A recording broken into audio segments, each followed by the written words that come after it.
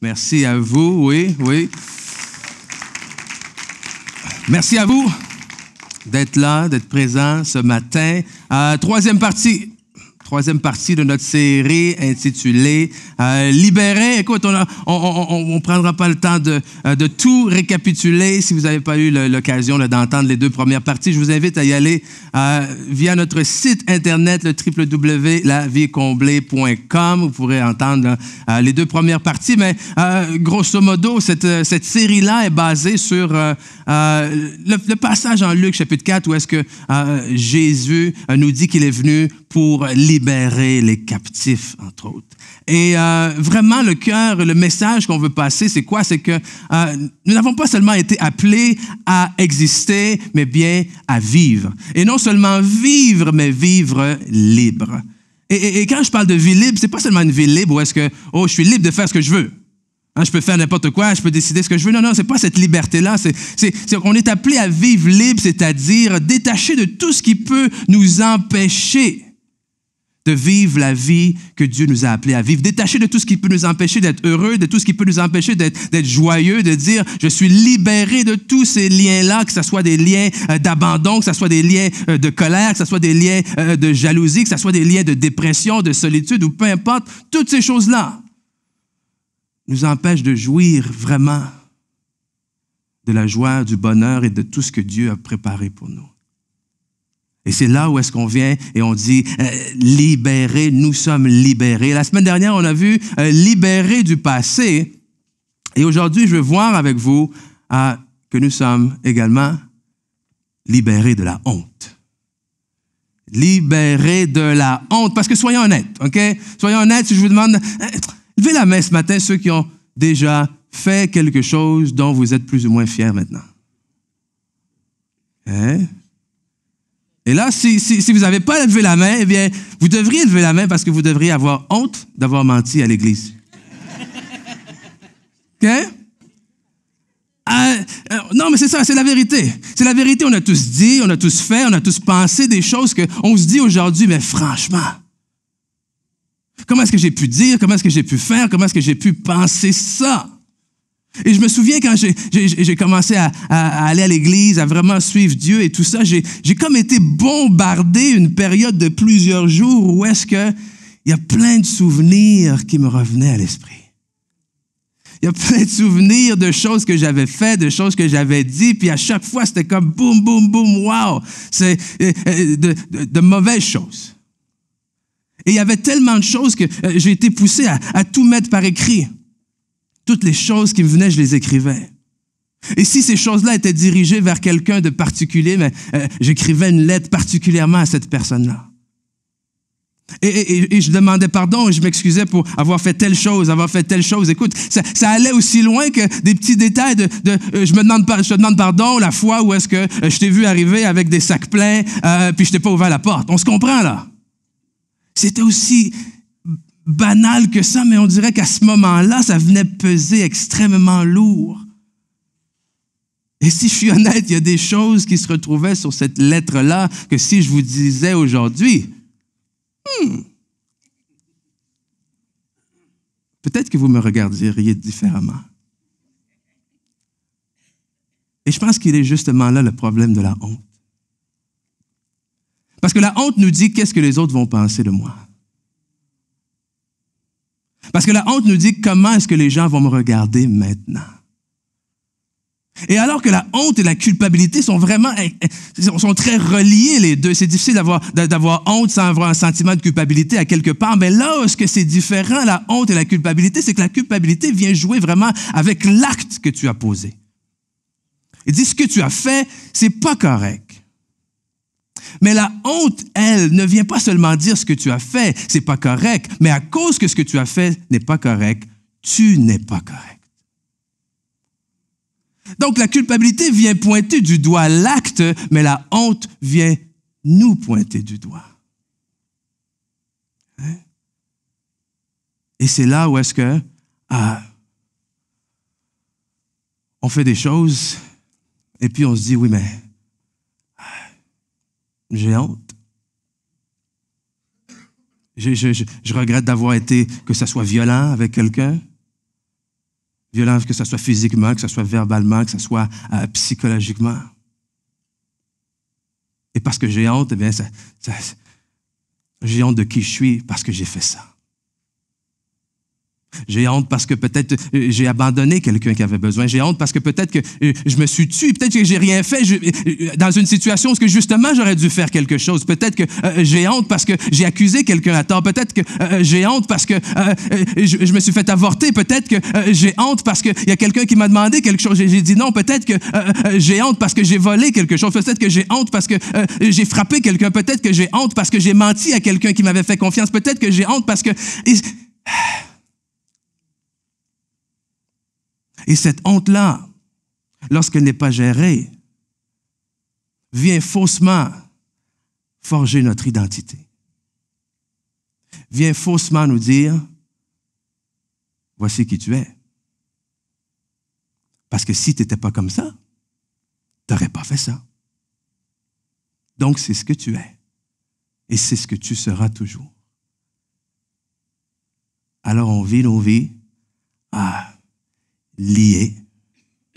Et c'est-à-dire, on ne vit pas le maximum de ce qu'on pourrait vivre. Pourquoi? Parce que nous avons honte. Mais la bonne nouvelle aujourd'hui, ce matin pour vous, mes amis, c'est que vous n'êtes pas obligés de vivre avec cette honte-là. La bonne nouvelle, c'est que Jésus vous a libérés de la honte. Et j'ai encore une meilleure nouvelle pour vous, c'est que Dieu, en fait, n'a jamais voulu, même, que vous connaissiez ce que c'était que la honte. N'a jamais voulu que vous viviez la honte, n'a jamais voulu même un instant que vous ressentiez la honte. Parce qu'au commencement, ce que la Bible nous dit en Genèse, chapitre 2, au verset 25, en nous parlant d'Adam et Ève, les premiers êtres que Dieu a créés, la Bible nous dit, l'homme et sa femme étaient tous deux nus et ils n'en avaient pas honte. Ils n'avaient pas honte. Ils n'avaient pas honte de quoi? Ils n'avaient pas honte tout simplement d'être physiquement nus. Mais être nu, qu'est-ce que ça signifie? Vous avez déjà entendu l'expression « se mettre à nu ». Eh bien, se mettre à nu, ça veut dire quoi? Ça veut dire se dévoiler, s'ouvrir, se rendre d'une certaine façon vulnérable, exposé, mes secrets. Quand je te dis à quelqu'un, je me mets à nu, c'est dire, écoute, tout ce que j'ai besoin de te dire en cette situation-là, je te dis, je te cache absolument rien. Donc, tu connais tout de moi.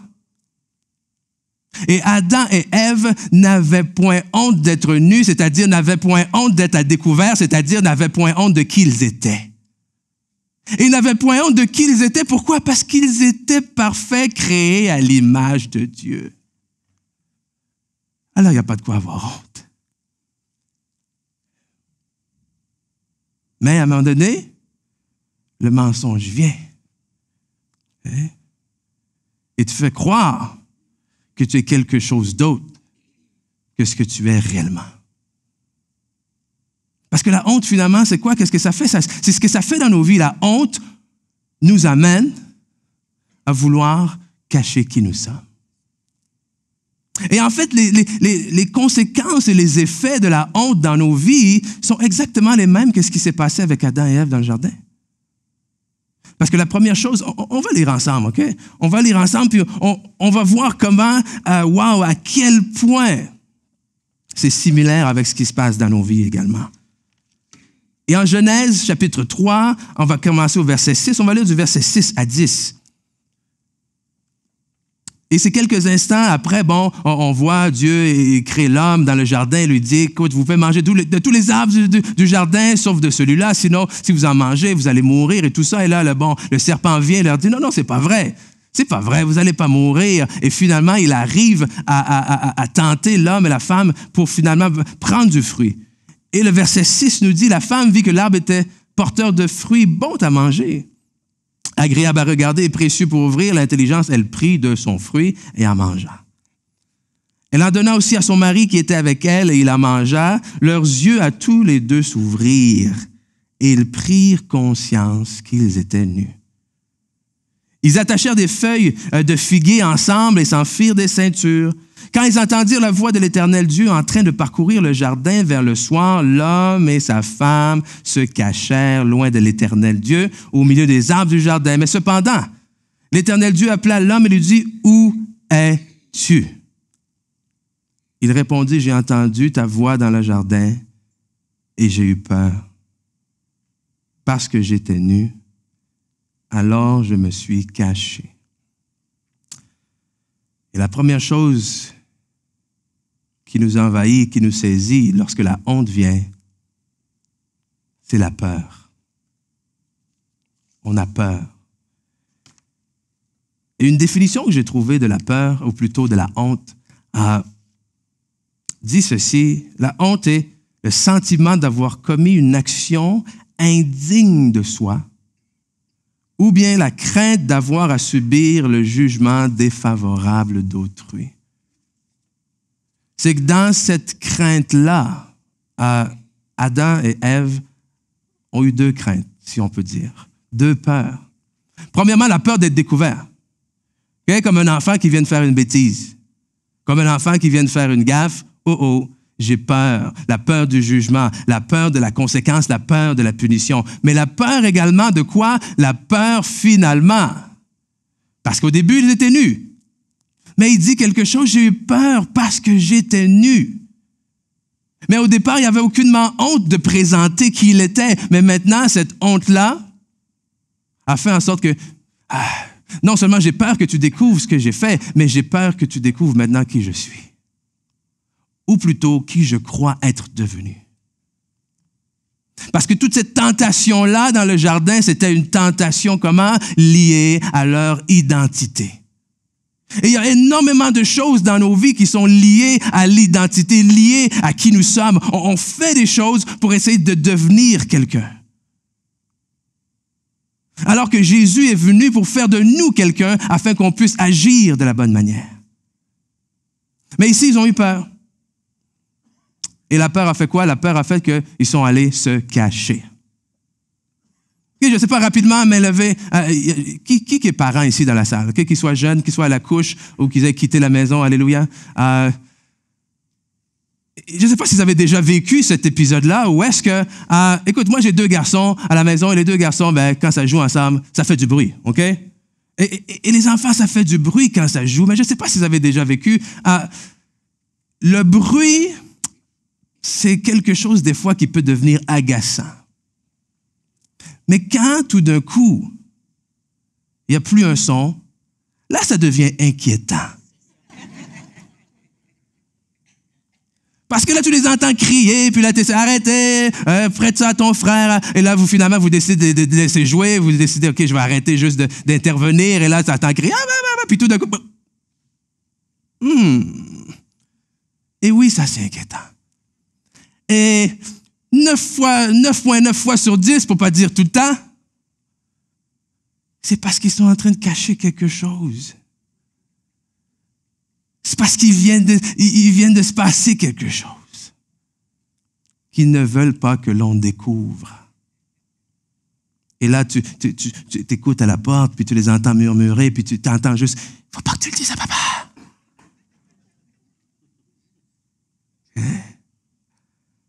Je me rappelle d'une fois, j'étais très jeune à l'époque, et puis ma petite sœur, elle regardait la télé, et là, j'avais envie qu'elle joue avec moi, puis elle n'avait pas envie de jouer avec moi. Fait que tu sais, quand on est, des fois, on les agace, OK? Donc, j'ai pris une raquette de tennis. Explique-moi qu'est-ce que la raquette de tennis faisait là, je ne sais pas. Donc, j'ai pris une raquette de tennis et je me suis mis devant la télé, puis je faisais semblant de lui donner des coups de raquette dans le visage. Jusqu'à ce que, finalement, la raquette, boum, atteigne son visage. La lèvre ici, elle commence à saigner. Et là, j'ai commencé à paniquer, puis, et mon réflexe a été quoi? Je lui ai mis la main sur la bouche. Non! Non! Faut pas que tu cries! Et là, j'ai mis la main sur la bouche, puis je lui flattais les cheveux, puis j'essayais de lui faire rire. Et évidemment, ça a fonctionné. Et puis elle riait, puis elle pleurait, puis elle riait, puis elle pleurait, puis là, Mais combien de gens ont fait quelque chose, ont eu peur d'être découverts, découverts, et sont allés se cacher? Combien de gens se cachent de Dieu en ce moment? Combien de gens se sont éloignés de Dieu? Vous n'avez pas besoin de lever la main, mais est-ce qu'il est déjà arrivé un épisode où est-ce que vous avez fait quelque chose, puis pendant un temps, votre relation avec Dieu a été un peu... Ça arrive beaucoup trop souvent. Combien de gens ne fréquentent plus l'Église aujourd'hui, les églises, parce qu'ils ont honte?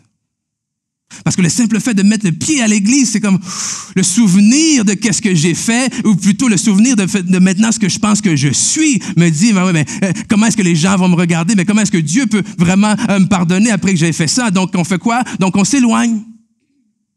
On se cache. Et des fois, il y a des gens qui fréquentent même l'Église, qui continuent à venir à l'Église, mais qui sont quand même éloignés de Dieu. J'ai de la difficulté à prier parce que je me dis, comment est-ce que Dieu va accepter ma prière après tout ce que j'ai fait? J'ai tellement honte de ce que j'ai fait, c'était tellement mauvais que je comprendrais Dieu s'il ne veut pas exaucer ma prière. Donc les gens font quoi? Les gens ne prient pas. Et les gens vont dire, oui, mais Dieu, je te demande si, mais écoute, je le sais, fais-le seulement si tu veux, mais moi, je ne mérite rien. Donc, comment est-ce que vous voulez, lorsque la Bible dit qu'on doit venir devant Dieu avec assurance et prier avec foi, comment vous voulez avoir une vie de foi? Vous ne pouvez pas avoir une vie de foi dans la honte. Parce que vos prières ne seront jamais faites avec assurance. Et on est là, et ça nous lie, et ça nous empêche de jouir de tout ce qu'on peut jouir dans cette relation-là avec Dieu, parce qu'il a beaucoup plus pour nous. Et ça m'attriste lorsque je vois les gens dans l'Église qui font quelque chose, qui s'est passé quelque chose, et au lieu d'avoir le réflexe de se rapprocher de Dieu, c'est totalement le contraire qui se passe. On s'éloigne. Et parce qu'on ne peut pas s'éloigner indéfiniment, éternellement, parce qu'on ne peut pas se cacher éternellement, parce qu'un jour on doit se présenter devant les gens, mais qu'est-ce qu'on fait? Alors on se couvre. Si je ne peux pas me cacher, je vais me couvrir. Et on va se couvrir exactement comme Adam et Ève. On se couvre premièrement comment? On se couvre souvent d'excuses. Okay? On se couvre d'excuses, de justifications. Lorsque Dieu est venu parler à Adam et à Ève et qu'Adam a dit, j'ai eu peur parce que j'ai été nu, mais Dieu a dit, mais c'est qui t'a appris que tu étais nu? Ça veut dire que tu dois avoir mangé de l'arbre que je t'ai défendu de manger. Donc, Adam, au lieu de dire, oui, c'est vrai, il pointe du doigt et dit, non. Je peux tout expliquer. C'est la femme que tu m'as donnée. Hein? Et samedi prochain, le 6 avril, on va régler cette question-là, messieurs. Oui, c'est ça. Non. C'est la femme que tu m'as donnée. C'est à cause d'elle. Si elle n'avait pas été là, je n'aurais pas mangé. Et donc, Dieu se retourne vers la femme et dit, hey, écoute, j'ai rien fait. C'est le serpent. S'il n'était pas venu me tenter, je ne l'aurais pas fait. Et un jour, la honte devient tellement grande. La douleur devient tellement grande, on a peur, on se cache, mais là, on doit continuer à vivre, on doit continuer à aller travailler, on doit continuer à avoir des relations. Donc, la question, c'est quelle personne est-ce que je vais leur montrer? Donc, qu'est-ce que je fais finalement? Je me couvre. Et je me couvre avec des excuses ou est-ce que je dis, oui, mais c'est pas de ma faute. C'est vrai que c'est mal ce que j'ai fait, mais si tu avais compris dans quelle situation que j'étais, tu aurais su que j'avais pas le choix de faire ça parce que telle personne m'a dit ci, telle personne m'a fait ça, donc j'ai réagi comme ça. Je suis pas en train de dire que ce que vous avez vécu est pas grave. Je suis pas en train de dire que les choses que les gens ont pu vous faire, c'est pas grave, mais est-ce que vous allez répondre à un péché par un autre péché? Mais là, on vient s'excuser. Et on se couvre d'une autre manière également. Adam et Ève se sont couverts avec des excuses, mais ils sont couverts aussi avec des feuilles. Okay? Ils se sont fait un habit avec des feuilles pour cacher leur nudité, pour cacher qui ils étaient. Et souvent, on fait ça, nous aussi. On met toutes sortes d'habits pour cacher qui nous sommes. C'est comme l'histoire des habits neufs de l'empereur. Les habits neufs de l'empereur, ce conte-là qui parle de l'histoire d'un empereur qui vit dans un grand, majestueux et riche pays. Et l'empereur, lui, il aime les beaux habits. Il aime les beaux habits, il aime s'habiller d'habits éclatants, de robes éclatantes. Et un jour, il y a deux escrocs qui viennent dans le royaume et qui, sachant cela, viennent devant le roi et disent « Oh, mon roi, mon empereur, nous sommes les deux meilleurs ouvriers que vous pourrez trouver n'importe où ailleurs. Il n'y a pas meilleur que nous. Nous sommes les meilleurs ouvriers. » Et il continue en disant que ce qu'on fait est tellement génial, ce qu'on fait est tellement majestueux, que c'est invisible. C'est invisible à ceux qui n'ont pas le même talent que nous. Et c'est invisible à tous ceux qui sont trop idiots.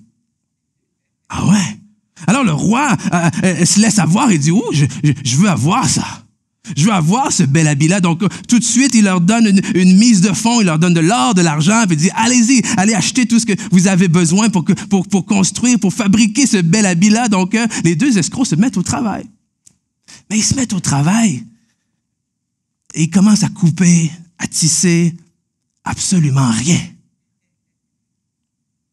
Et là, un jour, le roi, il est curieux, après une couple de jours, il est curieux, il décide, je vais aller voir de quoi ça ressemble. Et finalement, il les regarde en train de travailler et il voit rien. Hein? Et là, il se dit, mais est-ce que ça veut dire que je suis trop idiot? Non, je peux pas dire ça à personne. Le royaume, c'est pas bon de savoir qu'on a un empereur qui est idiot, qui est imbécile. Et qu'il fait comme si de rien n'était. Et il envoie d'autres de ses sujets pour aller voir. Puis les autres ont exactement la même réaction. Ils viennent devant l'empereur et ils disent, oh, c'est merveilleux ce qu'on a vu. Alors ça reste comme ça. Jusqu'au jour où finalement les deux artisans ont terminé. Ils disent, mon roi, on a terminé. Venez, on va vous mettre votre habit. Et il vient, il se déshabille pour porter son nouvel habit et il le couvre de sa nouvelle tunique. Et là, finalement, il dit, oh, je vais montrer ma nouvelle tunique aujourd'hui à l'occasion de la parade dans la ville. Et là, il parade sur son char dans la ville. Mais toute la ville est au courant que si tu es trop idiot, tu n'es pas capable de voir l'habit. Donc, tout le monde applaudit. Il n'y a personne qui dit rien. Jusqu'à ce qu'un jour, il y a un petit garçon, jusqu'à ce qu'à un moment donné, il y a un petit garçon qui le regarde et qui crie très fort, « Hey, il est tout nu! L'empereur est tout nu! » Et là, finalement, écoute, ne sachant plus quoi faire, réalisant que c'est vrai, mais dans l'orgueil, continue à marcher comme si de rien n'était. Et combien d'entre nous vivons notre vie comme ça? Où est-ce qu'on s'est vêtu de toutes sortes de choses? Je me vêtis d'une carrière pour montrer à tout le monde que finalement, je n'étais pas si bon à rien que vous me disiez. Finalement, je suis capable d'accomplir de grandes choses. Mais en réalité, tu es tout simplement en train de couvrir ta nudité. On se couvre de faux plaisirs. On se couvre d'argent, on se couvre d'amis. Hein? Donc, on veut avoir le plus d'amis possible sur Facebook. Pourquoi? Pour cacher cette nudité, pour cacher en fait cette honte, pour cacher en fait cette solitude. Et on se pavane. Et la seule personne qui ne sait pas qu'on est nu, c'est nous-mêmes. Hein? Mais Dieu veut que vous enleviez ce manteau-là. Que vous arrêtiez d'être, en fait, comme on le dit, couvert de honte. Hein? Couvert de honte. Alors, comment faire? Comment faire pour se libérer de ce manteau de honte-là? La première chose, eh bien, ne vous cachez pas, confessez vos fautes. Ne vous cachez pas, confessez vos fautes. Et il y a quelque chose d'intéressant dans le sens où est-ce que il y a une différence entre la condamnation, la culpabilité et puis la conviction de Dieu, la conviction du Saint-Esprit. C'est que les deux choses, en fait, mettent en lumière quelque chose de mal ou de pas correct qu'on aurait fait. Mais comme la Bible nous dit, la conviction de Dieu, elle, a un but totalement différent. Alors que la condamnation veut te pointer du doigt et te garder dans la honte et t'écraser et empêcher que tu portes du fruit. La conviction de Dieu, en fait, veut créer en toi cette tristesse-là, ce remords-là qui va faire en sorte que tu vas changer de direction, tu vas changer d'idée, oui, et tu vas pardonner, en fait, et demander pardon. Voici ce que la Bible dit en 2 Corinthiens, chapitre 7, verset 10. En effet, la tristesse qui est bonne aux yeux de Dieu produit un changement d'attitude qui conduit au salut et qu'on ne regrette pas. C'est-à-dire quoi? C'est-à-dire qu'une fois que tu as changé d'attitude à cause que tu as été poussé par Dieu, une fois que tu as demandé pardon parce que tu as été poussé par Dieu, tu ne le regrettes pas. Ça ne te revient pas toujours constamment à l'arrière de la tête parce que la condamnation et la culpabilité, elle, c'est exactement ce que ça fait. Ça reste constamment et ça t'accuse jour après jour, après jour, après jour.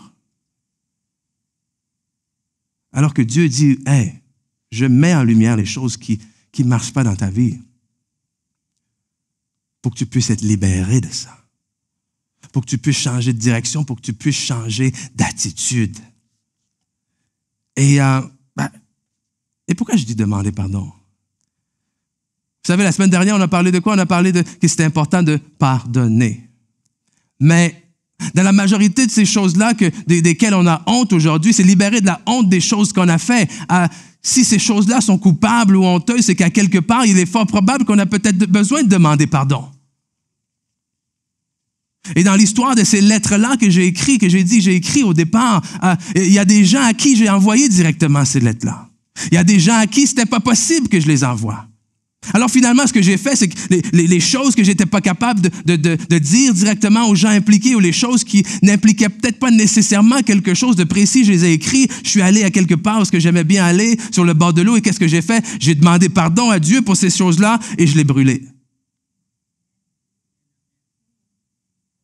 J'ai dit, Seigneur, je te demande pardon pour ça. Je l'ai lu, je l'ai brûlé. Okay? Il n'y a rien de magique, là. Okay? On s'entend. Mais c'était pour une façon pour moi de dire que je regrette vraiment ce que j'ai fait. Et je ne sais pas comment je peux réparer tout ce que j'ai fait. Parce que des fois, on ne peut pas. Mais je te demande quand même de m'aimer, je te demande quand même de me pardonner, puis je te demande quand même parce qu'il y a cette crainte-là. Et honnêtement, au départ, j'avais une crainte. J'avais une crainte et j'acceptais cette crainte-là dans le sens où ce que je me disais, je donnais à Dieu totalement le droit de me punir. Et j'attendais sa rétribution, j'attendais sa vengeance, j'attendais ce qu'elle allait me faire. Et vous savez quoi? C'est jamais venu. C'est jamais venu. Je l'ai attendu, j'ai avancé avec hésitation, et c'est jamais venu. Dieu m'a donné beaucoup mieux. Écoute, c'est comme si tu comparais le mal versus le bien. Bon, ben, OK, je vais te donner du bien quand même, mais je vais t'en donner équivalent au mal que tu as fait. Donc, tu as fait beaucoup de mal, je vais te donner juste un peu de bien. Non. Écoute, à ce qu'il m'a donné, c'est complètement disproportionné par rapport à ce que moi j'ai fait. Amen? Et là, tu dis, wow! Donc, ce matin, oui, vous voulez vous libérer, confesser. Trouvez pas d'excuses. Trouvez pas d'excuses parce que je le sais, les excuses, honnêtement, humainement parlant, les excuses font beaucoup de sens.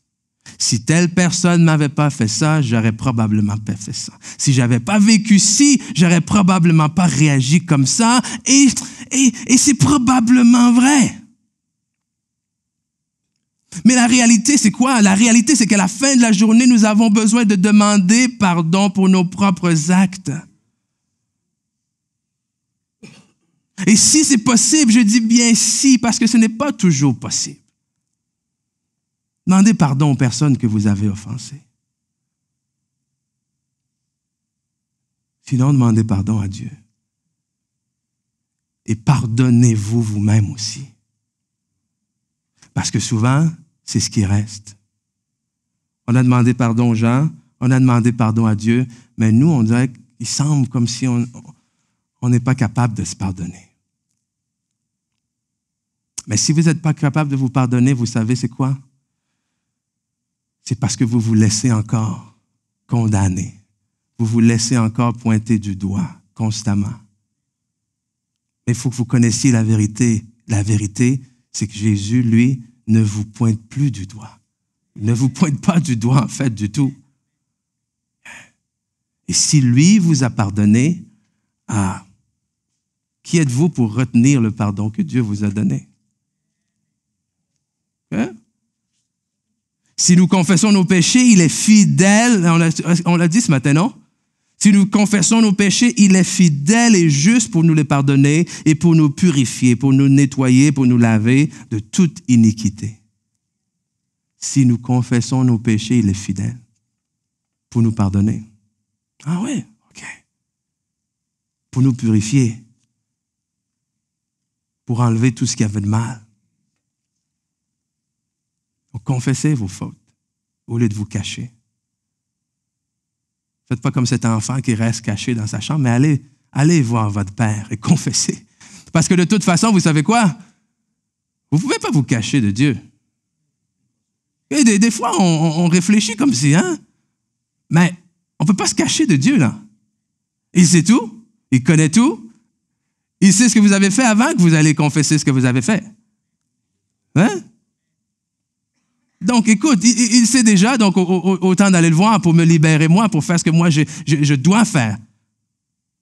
Pour moi marcher dans la volonté de Dieu, pour moi marcher dans ce qu'il me demande de faire. Donc ensuite, non seulement on va confesser nos fautes, mais ne vous couvrez pas. Laissez-le vous couvrir de sa justice. Et pourquoi je dis ça?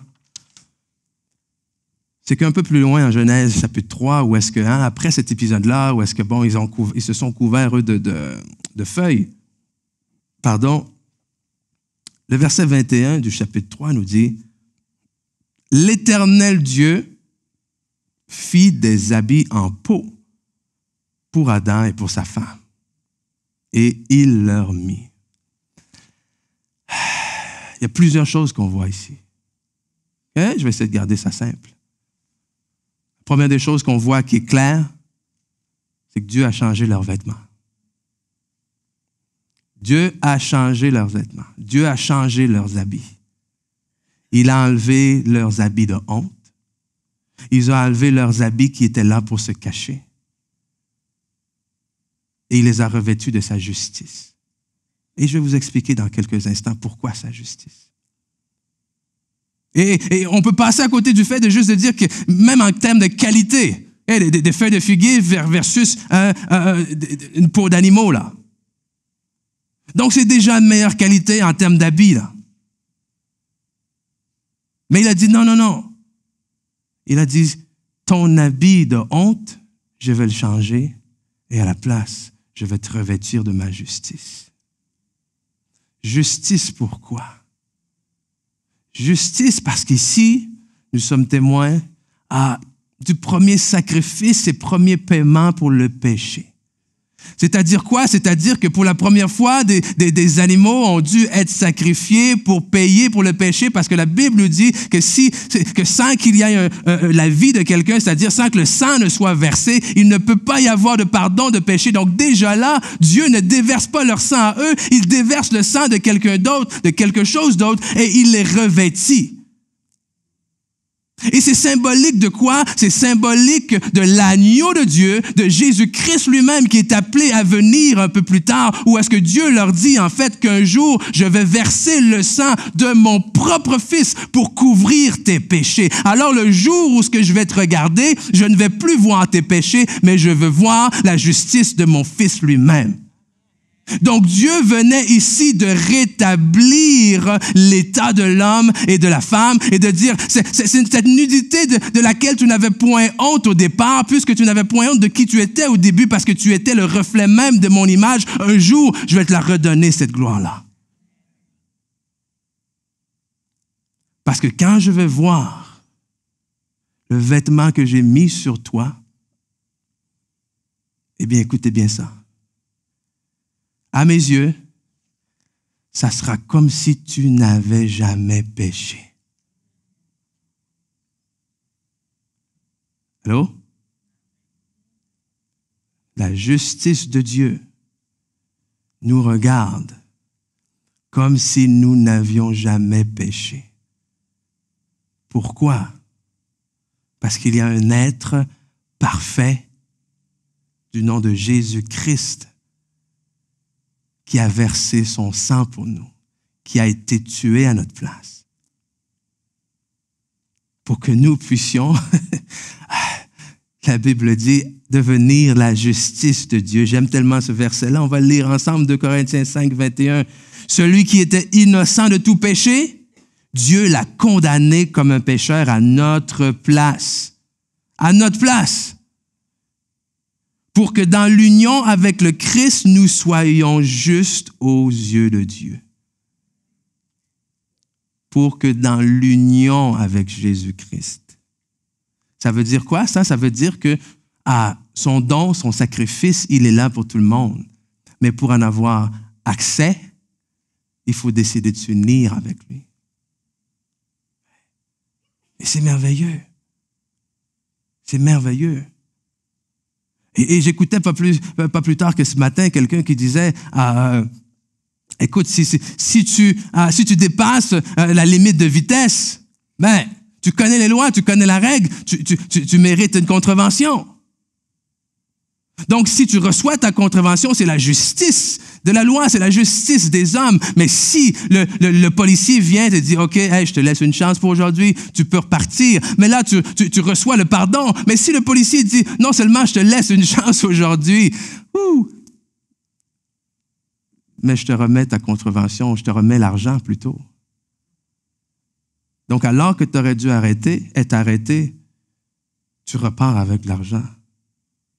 Alors que tu aurais dû payer 200, 250 $, je ne le sais pas, tu repars avec 250 $. Hein? Et c'est exactement ce que la parole de Dieu nous dit. Alors que nous aurions dû payer pour ce que nous avons fait, on ne repart pas juste à nouveau, là. On ne repart pas juste avec une vie nouvelle. On repart avec la vie de Jésus-Christ lui-même. Où est-ce que Jésus, dans cette union-là, nous dit, je suis devenu tout ce que tu étais, afin que tu puisses devenir maintenant tout ce que je suis. Ça, c'est la justice de Dieu. Amen. C'est la justice de Dieu. Et il y a une réponse à faire à cette justice-là. Et il y a tellement une belle histoire dans la parole de Dieu, une belle parabole, la parabole du Fils prodigue, qui nous dépeint très bien l'image de cette justice-là, où est-ce qu'on voit l'histoire d'un homme qui avait 2 fils, hein, le plus jeune, l'aîné, le plus jeune, et puis un jour, le plus jeune fils dit à son père, écoute, donne-moi l'héritage qui me revient. Donne-moi la part d'héritage qui me revient. Le père lui remet son argent, puis le fils prend l'argent, puis décide de s'en aller vivre ailleurs, de faire la grande vie, quoi. Donc, la Bible nous dit qu'il vit dans la débauche, dilapide son argent avec les prostituées, fait toutes sortes d'affaires, toutes sortes d'autres choses. Mais un jour, l'argent commence à lui manquer. Il est obligé d'aller mendier, il est obligé d'aller travailler pour des gens, puis de se nourrir de la même nourriture que les porcs. Donc, évidemment, il est là avec les porcs et sa vie, ou son vêtement, son habit devient complètement souillé. Et un jour, au fond du baril, comme on pourrait dire, il entre à lui-même, la Bible nous dit, et réalise que c'est mal ce qu'il a fait. Il réalise que, écoute, il est là maintenant en train de mendier, en train de manger les restes des animaux, alors que les serviteurs de son père là, mangent mieux que lui. Les serviteurs de son père sont mieux habillés que lui. Les serviteurs de son père sont mieux traités que lui. Et lui, pourtant, il est fils et il est là dans la boue. Alors, il dit, écoute, je vais retourner vers mon père. Je vais lui demander pardon. Je vais dire, écoute, je ne suis même pas digne de t'appeler ton fils encore. Sers-moi, traite-moi juste comme un de tes serviteurs, puis ça va aller. Et voici ce que la Bible nous dit, là. En Luc 15, verset 21. Le fils lui dit, donc le fils arrive devant son père et lui dit, « Mon père, j'ai péché contre le ciel et contre toi. Je ne suis plus digne d'être appelé ton fils. » Mais le père dit à ses serviteurs, oui, le père n'a même pas pris le temps de lui répondre. Mais le père dit à ses serviteurs, « Apportez vite la plus belle robe. » Et il en revêtait. Mettez-lui un anneau au doigt et des souliers aux pieds. Emmenez le veau gras et tuez-le, mangeons et réjouissons-nous, car mon fils que voici était mort et il est revenu à la vie. Il était perdu et il est retrouvé. Et ils commencèrent à se réjouir. La première chose que le père a fait, c'est lui dire quoi? Changer ses habits. Donnez-lui des nouveaux vêtements. Et vous avez remarqué là, pas emmenez-lui une autre robe. Amenez quoi? La plus belle. Allô? C'est ça que je vous dis là. C'est une chose déjà que le Père me reçoive. C'est une autre chose que le Père dit, t'as raison, je vais te traiter comme un de mes serviteurs. C'est une chose que le Père dit, voici de l'eau, lave-toi. Mais c'est autre chose de dire aux serviteurs, écoute, allez chercher la plus belle robe. Allez fouiller et fouiller partout ce que vous voulez, où il y a les robes, la plus belle que vous allez trouver, emmenez-la. Parce que celui-là, là, qui est allé se traîner dans la boue, celui qui a passé son temps avec les prostituées, celui là, qui a l'argent que moi j'ai pris toute ma vie à gagner, lui qui l'a dépensé en un rien de temps, oui, c'est lui que je veux vous habiller de la plus belle robe. Est-ce que ça fait du sens humainement? Non. Parce que humainement, la réaction c'est quoi? Ah! Tu sais pas toute l'inquiétude que nous sommes faites, ta mère et moi. Comment est-ce que tu as pu nous faire ça? Va travailler quelque temps avec les serviteurs dans les étables et tout ça, puis si tu travailles bien, on en reparlera plus tard. C'est ça notre réaction. Soyons honnêtes. Tu vas me prouver que tu mérites mon pardon. Tu vas me prouver que tu mérites que je te restaure à ta position. Et alors que le fils est arrivé, probablement la tête penchée, il dit, Père, j'ai péché contre le ciel, contre toi, je suis même plus digne d'être appelé ton fils, d'être appelé son fils. Et il a été quoi? Il était recouvert de honte, de boue, peut-être d'excréments d'animaux ou quoi que ce soit. Mais le Père, la première chose qu'il a vue, c'est il a besoin d'un nouvel habit. Et aujourd'hui, tout comme Dieu a dit à Adam dans le jardin, Dieu vous dit, où es-tu? Où es-tu? Où es-tu? Où es-tu? Vous êtes caché? Dieu vous dit, où es-tu? Vous avez eu peur, vous êtes éloigné, Dieu vous dit, où es-tu? Vous avez honte pour ce que vous avez fait, pour ce que vous avez laissé faire, pour ce que vous avez dit, Dieu vous dit, où es-tu? Et Dieu vous cherche. Pas pour vous punir. Dieu vous cherche pour vous revêtir de nouvel habit. L'habit de son amour, l'habit de son pardon, le vêtement de sa miséricorde. Dieu vous cherche parce qu'alors que vous vous couvrez de honte, alors que vous couvrez qui vous êtes parce que vous avez honte de qui vous pensez que vous êtes, Dieu vous regarde et en fait, Dieu, quand il vous regarde, il ne voit pas la chose que vous tentez de cacher. Dieu, lorsqu'il vous regarde, il voit la chose et l'être qu'il vous a appelé à devenir. Et il te dit, où es-tu? Parce que j'ai beaucoup plus pour toi. J'ai des merveilleux plans, des projets que j'ai fondés avant la fondation du monde pour toi. Le bonheur que tu penses que tu ne mérites pas, je l'ai créé pour toi. Il t'attend.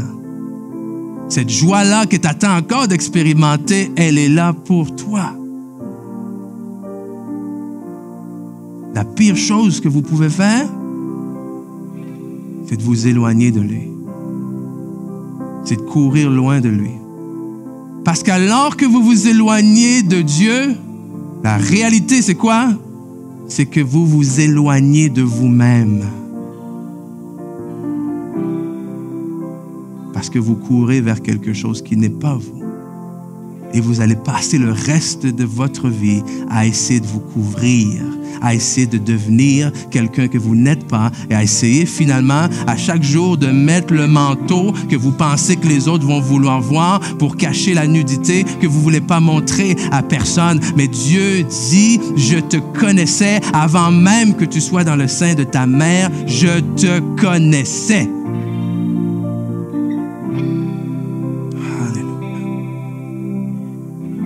On va se lever ce matin, si vous voulez bien. Oh, merci, Seigneur.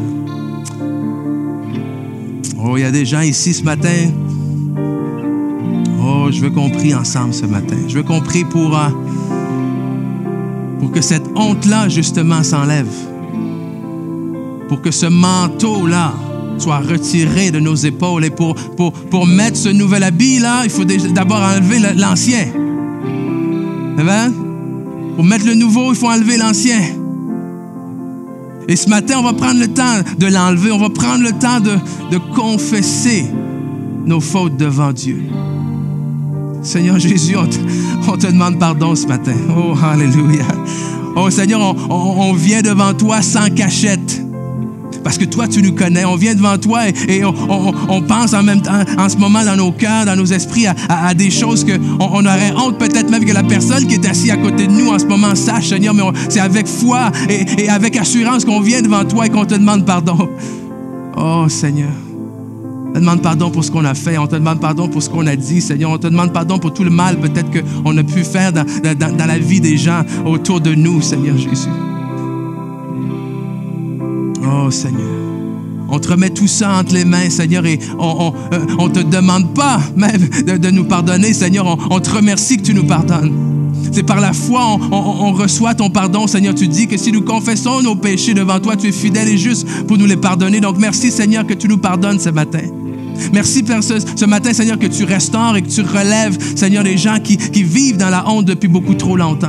Des gens qui vivent accusés à tous les jours d'actions ou de mauvais choix qu'ils ont fait dans leur vie, Seigneur. Mais ma prière vraiment ce matin, c'est qu'ils réalisent que ces mauvais choix ne sont pas nécessairement avec révélateur de leur identité, Seigneur, que ces mauvais choix ne sont pas obligés de diriger, de dicter le reste de leur vie, Seigneur. Oh, Seigneur, tu es merveilleux. Oh, alléluia, recevez son pardon ce matin. Oh, dites-lui à quel point vous l'aimez, dites-lui à quel point vous êtes désolé, dites-lui à quel point, et s'il y a un moyen même pour vous de restaurer ces choses-là, d'aller demander à Dieu qu'il vous donne la force, demander à Dieu qu'il vous donne la sagesse pour restaurer les choses peut-être que vous avez brisées. Mais sinon, ayez confiance, ayez foi qu'il est avec vous. Ayez confiance, ayez foi qu'il vous pardonne. Alors ce matin, c'est le temps pour vous également de vous pardonner. C'est le temps de vous pardonner. C'est le temps d'arrêter de vivre dans la culpabilité du passé. Mais d'entrer et d'embarquer dans la justice qui est à venir. Dans l'amour qui est à venir. Il y a beaucoup plus en Jésus-Christ pour vous devant qu'il n'y en avait pour vous en arrière, là. Parce que peu importe si vous continuez à vous culpabiliser jour après jour après jour, la réalité, c'est que vous ne pourrez absolument rien changer de ce qui s'est passé.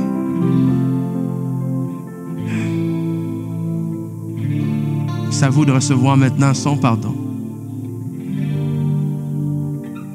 Alléluia, merci Seigneur. Et ce matin, je veux justement vous donner l'occasion de faire un pas de foi dans cette direction-là. Tout d'abord, s'il y a des gens ici ce matin,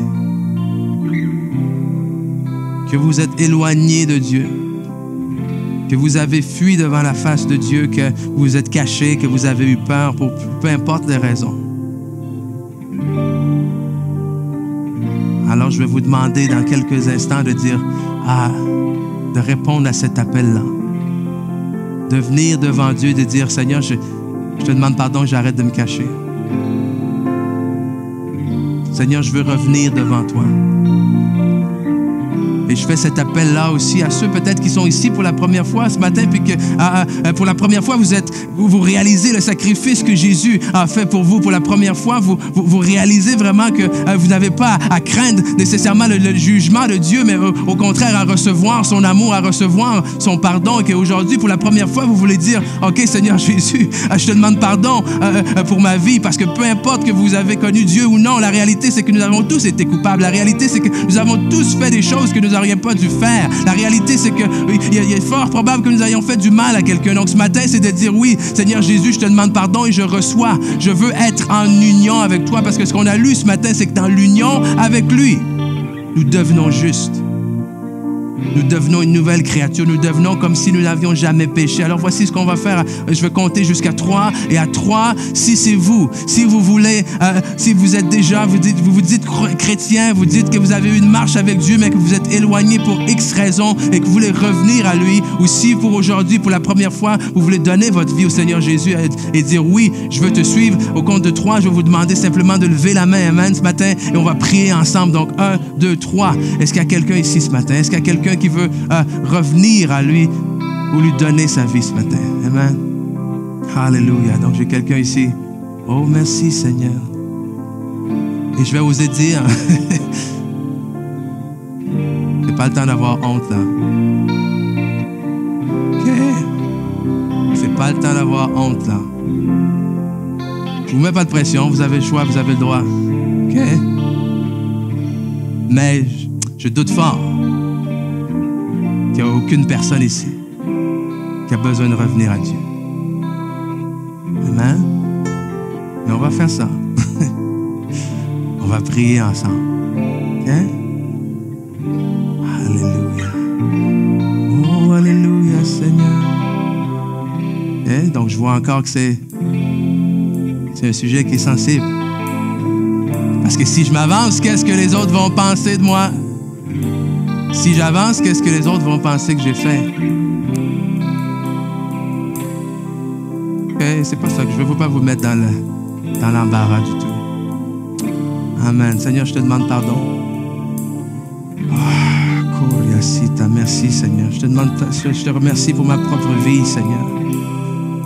Oh, je te remercie, Seigneur, parce que tu es venu me chercher là où est-ce que moi, je ne te cherchais pas, Seigneur. Tu es venu restaurer les choses que moi-même, j'avais brisées, Seigneur. Tu es venu me redonner ce que je n'avais pas mérité du tout, Seigneur Jésus. Et je suis certain ce matin que je ne suis pas la seule personne dans cette situation, Seigneur. Donc, je te remercie. Je te remercie pour chaque personne ici. Je te remercie pour chaque personne qui est témoignage vivant de ton pardon. Je te remercie pour chaque personne qui est un témoignage vivant de ton amour, Seigneur. Et ma prière, c'est qu'alors qu'on va tous sortir d'ici ce matin, on puisse vraiment saisir cette miséricorde, qu'on puisse saisir cette justice, qu'on puisse délaisser à tes pieds ce manteau de honte, Seigneur, et revêtir ton manteau de justice. Alléluia.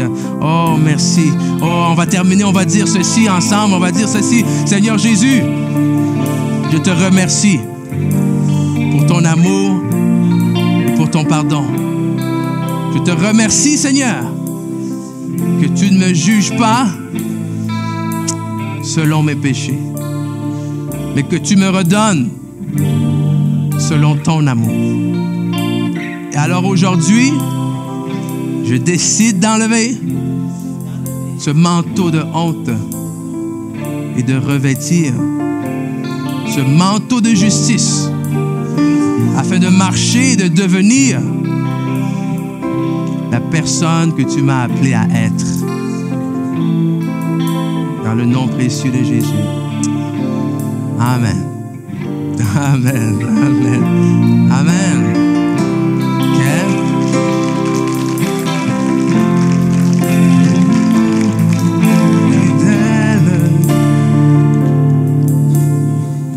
Tu ne m'as jamais laissé, jamais abandonné. Jésus, combien tu es fidèle. Tu ne m'as jamais laissé, jamais abandonné. OK, il est fidèle. Il vous a jamais laissé.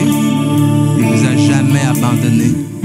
Tant aussi longtemps que vous restez en union avec lui, il reste en union avec vous. Donc, soyez bénis. Passez une bonne semaine. N'oubliez pas d'aller vous inscrire, messieurs. Je vais vous voir la semaine prochaine. Je vous aime. Bonne semaine.